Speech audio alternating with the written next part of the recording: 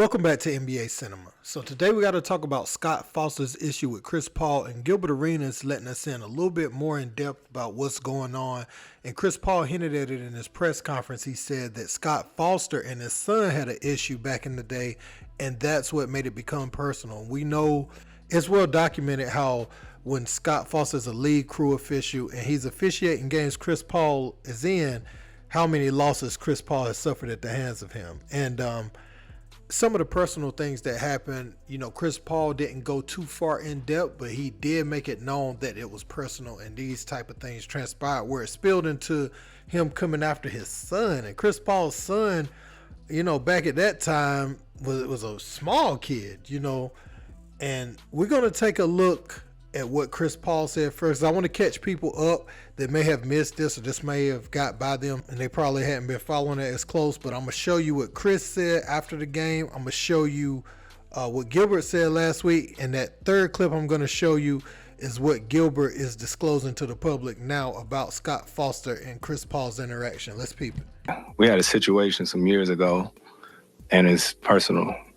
You know what I mean? Like, the league know, everybody know, it's been a meeting and all that, and it's just a situation with my son, and so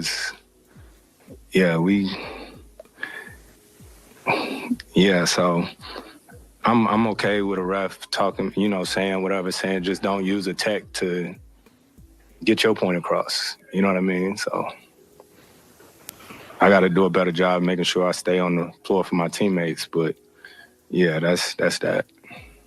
You said it's a situation with your son? Yeah, they know what it is. He know what it is too, so. We don't know what it is. Yeah, it's just I had a meeting with him, my dad, Doc Rivers, Bob Delaney, and all us, so. Yeah. Scott Foster? Yeah, him too. Is that back when you were with Houston? With the Clippers. So. You come out of that meeting thinking? It was a whole thing, man, but it's still been a thing for a while. So I ain't saying nothing to get fined, huh? Yeah. Yeah, it is what it is at this point. Adam Silver this.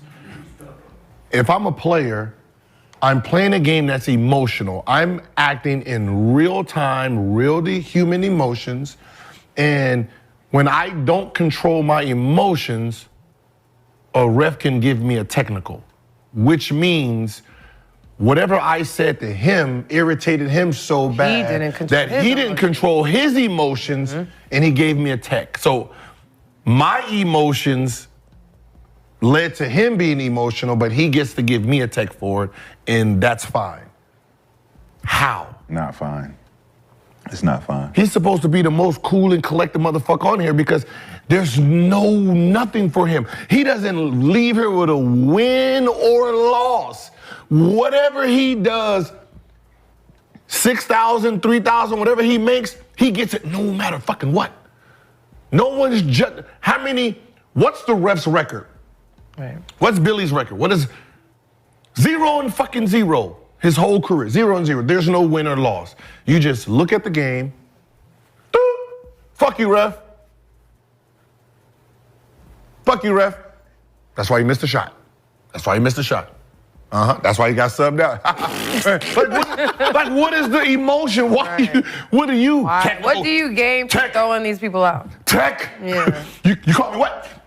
Tech? Like, this is the most fucking emotional dudes in the game. So we interviewed CP3 a couple of years ago. After the interview, he started breaking down the situation. I'm be honest, going into the interview, wasn't necessarily a huge fan of CP3, but after that interview, I'm a big fan of him. Never, obviously wasn't on teams I was rocking with, but he broke down the whole situation. So do you want to share some of that backstory with CP3 and Scott Foster? You want me to break it down? There you go, break it down, man. So in the situation with his son, I believe after a game, Lil Chris was playing in the tunnel. Scott Foster in the car with the other refs rolls up to him, like honks the horn at him, yells at him, get the fuck out the way, and some other expletives. Talking to a little kid. To a little kid. CP3 finds out about that naturally, like any of us would do it with our kids. Is not particularly happy about that. He also shed some light on some conversations they've had throughout the years with Scott Foster, kind of just saying some fuck shit before games, including big playoff games. Yeah, that playoff game, I think it was against the Spurs.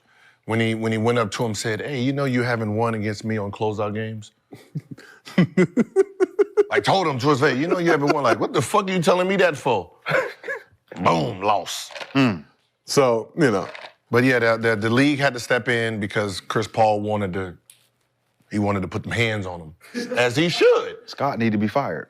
So as you can see, it seems like Scott Foster is abusing power and takes his position as an official, I don't want to say too far or too lightly, but he does things that are not cool. And, you know, he antagonizes little kids and tells them to get the F out the way now.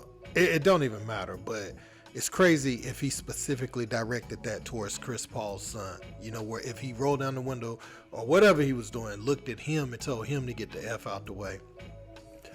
He knew that would invoke a response out of Chris Paul and knew that would cause him to act off of rage. So one thing the NBA could do better, like, why is he still officiating? If somebody like that is still going, Ja Morant shouldn't have been suspended for yielding a firearm in his free time. You know, he should have got fined or something. But if we letting someone take authority, because if Chris Paul would have hit the official, now you haven't leaked none of this stuff out. So the story that would have been told was Chris Paul just hit an official. And y'all had knowledge of this. They done went to the league level. All this stuff has been held in. But if Chris Paul catch him out and put hands on him, knock him out, then all of a sudden Chris Paul is the bad guy. And I don't like the way they're going to try to spin this narrative if that does happen. Chris Paul saying it is what it is now. So if Chris Paul was to see this guy somewhere and it's nothing between them but space and opportunity, you better believe Chris Paul probably going to take his opportunity. You know, and this guy seems like he's trying to bait Chris Paul into something. He wants some of that money Chris Paul got, or he wants to get a reason to let one off. And who knows, he might have political reasons or different things. Like he may just not like people of color in this country. Who knows what has sparked him going at Chris Paul like that. But one thing I can't stand, I meant to say, is an official that tries to take over the game. And he's one of those guys that tries to be the star of the game. But for some reason, Chris Paul, he's just been tugging at his shirt, just tugging at it, you know, just to see what he's going to do. And one of these days, Chris Paul's going to turn around and punch him in the face live on TV. And this is going to be all on the NBA for not removing this guy from that position, you know. And he's still rocking as a lead official. He had the shaky pass with Tim Donaghy, 137 calls in 6 months while the Tim Donaghy thing was going down. Nobody ever said anything about that. It's like it kind of just went away. And, you know, they're not saying these things about him. Only thing you're seeing is just what his record is on social media. And that's something somebody who really follows the game or follows those types of things have posted. But they are trying to keep his record squeaky clean. And they're trying to say, hey, look, you know, this is just a coincidence. And, you know, this is just one of them officials that Chris Paul don't get along with. But it's much more deeper than that, and it's hit personal levels. Next thing you know, you're going to be talking crazy to his wife, Jada. Next thing you know, who knows, right? Who knows? So this need to be stopped. Officials need to be held to a higher standard. You cannot have your stars getting antagonized by these guys off the floor, and then it's spilling over to their families. That offense with Lil Chris should have been the end. He probably said it was a lighthearted thing, probably said he never used profanity or anything, and they just let it go. So I'm not liking a lot of things Adam Silver's doing as commissioner, to be honest with you. I'm not rocking with it, man. I want to know what you guys think about this in the comment section. Now that we have this information, you know, he went up to Chris Paul. That's another thing. Gilbert said he went up to Chris Paul and said, you know what your record is versus me and all that. And then he proceeded to lose that game. So you feel like now you're in a situation where you can't win. That when you're in the heat of battle and you're getting officiated by that person, it's easy to lose yourself in that emotion, right? When you don't feel like you're getting a fair shake. So the NBA is flirting with disaster right here. I want them to know it. And if it goes wrong, it's on them. They didn't do everything they could do to prevent this from happening. But I want to know what you guys think in the comment section. Don't forget to like, share, and subscribe. Till next time. Peace.